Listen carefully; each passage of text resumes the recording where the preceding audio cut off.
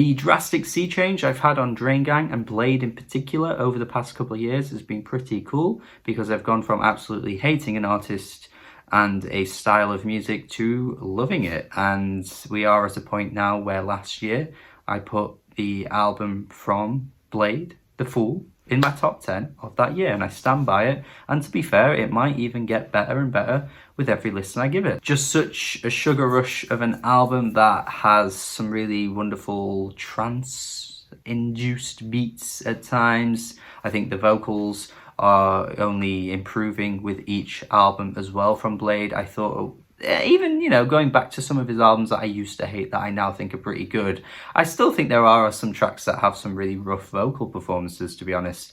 But since about 2018 onwards, I do think with each release he's getting better with his vocals, and it really came through wonderfully on The Fool, which in my opinion is the best release of his to date. I know some hardcore fans of his certainly wouldn't go as far as saying The Fool's the best one, but personally for me, I thought it was the best. And I like Ecco2k's music as well. I thought he was a cool album. Definitely interested to see more music from Ecco going forward. And here we are, 2022.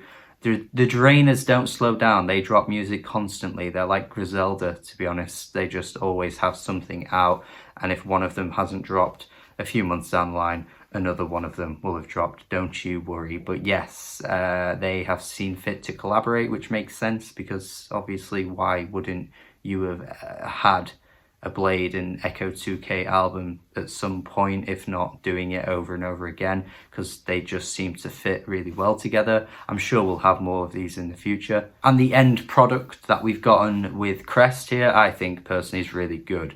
I don't think it's quite as good as The Fool, or maybe even some other projects within the Drain Gang roster, but I actually think their collaboration has come through as being one of the sweetest and sugariest albums to date. This is an absolute head rush of sugar at times. The flag is raised, to be honest, balances the nicest amount of sugar and also the greatest vocal performances on the whole thing, to be honest, and also just having such a bopping beat. I really find this one to be such a fun little gem in the track list. The song is just constantly getting you bopping around. It's not an overly complex beat, and vocally they're giving you what you'd expect them to give you, but everything just comes together so bloody well. I think this might be one of the best pop songs we've heard from Drain Gang so far. I have a lot of fun with this one. The track immediately following this is like a 6-minute track, which, bloody hell, when I first heard the album I didn't even pay attention to the track list, so I just let the album play, and I, you know, just had a quick check, and I did not notice that we had transitioned so much and yet we were still on the same track. The transition is so bizarrely seamless that it felt like it was moving on to another song. I just would never have thought these two worlds would have been part of the same track. The transition into the new world, the other realm, is so different that it feels like you've just entered like a dream sequence in the Super Mario Galaxy game or something like that. It is so spacey and dreamy.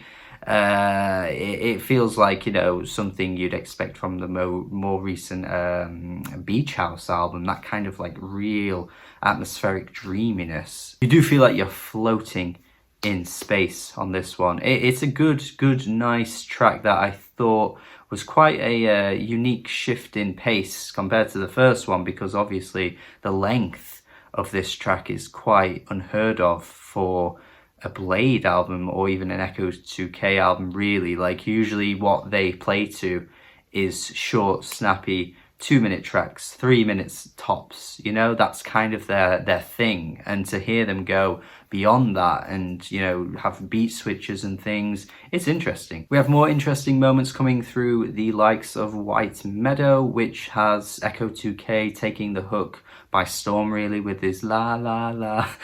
Really has the voice that works well for these tracks, like the pitch that he can kind of switch into and the high notes he can reach really work for these tracks because the beat on this one is so enlightening. Again, it is just a rush of sugar, really, a rush of blood to the head, if you will.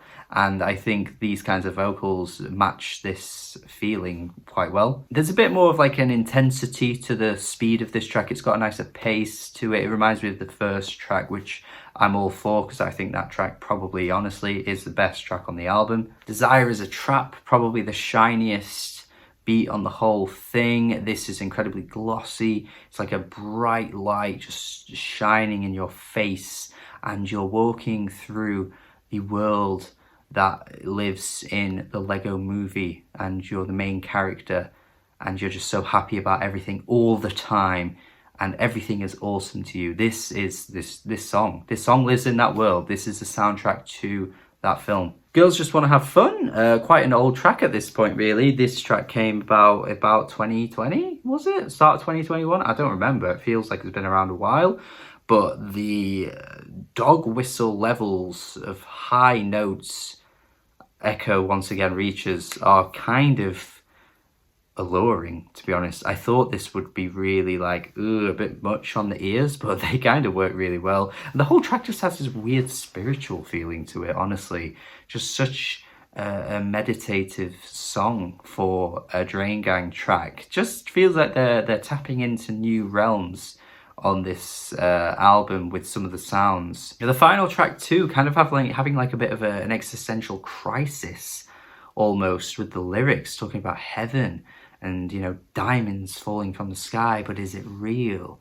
And it feels like a new found lyrical idea for Bladee, really, or even Ecco2k. Like, Drainers touching on these topics, it feels quite new. Not to say that this has never been touched on before, but I just think the way it's presented on this track just feels like a dream state, that almost like they're just kind of like in the middle of like that kind of like half asleep waking up feeling, where something is kind of existing in a dream you're having, and then you kind of just wake up and you're not sure if it's entirely real. It just kind of has that feeling to it, while also touching on some strange religious concepts and existential concepts. Really cool idea, I think. And once again, with the atmospheric tones of the track, it all just does match that dreaminess. I like it quite a bit. And overall, I do think this album is good. I feel like I'm expecting something a bit grander at times though, especially with the hooks. Some of the tracks just kind of hammer in the hooks, like Yes Yes. That track, really don't like that hook. I think that one just really gets dumbed into your ears to the point where your eardrums are just ready to fucking blow up, to be honest. But the sugariness at times can, even on some of the tracks I like, get a bit much. Like, you know, I like cookies and brownies, but like sweets I've got to be in the mood for, man. Like real tangy sweets. I ain't eating sweets every day, but I do like them on occasion. So I feel like this album is that kind of album where on occasion I'll go back to it and get that rush. But listening to this on a regular basis, I think I could get a bit sick, to be honest. There's a sickliness to these tracks. I think it's good overall, but I just think in terms of what I want to return to from Bladee and Echo, particularly Bladee, because I do think he has a lot of really good albums now.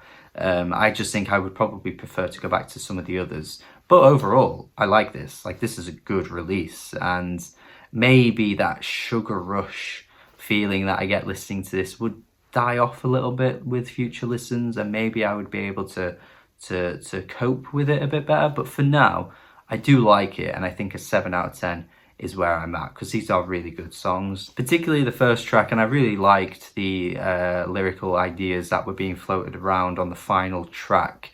Yeah, some really good stuff in between as well. Very good album, very good collaboration, definitely worth your time. I'm sure you've already heard it because this is a bit of a late review, but even still, I wanted to talk about it anyway. Thank you for watching, as always. Let me know your thoughts in the comments. Subscribe if you haven't already. Check out my Patreon if you haven't already. Shout out to the people that support me on there every month. You could be one of those too. Have a good day, and goodbye.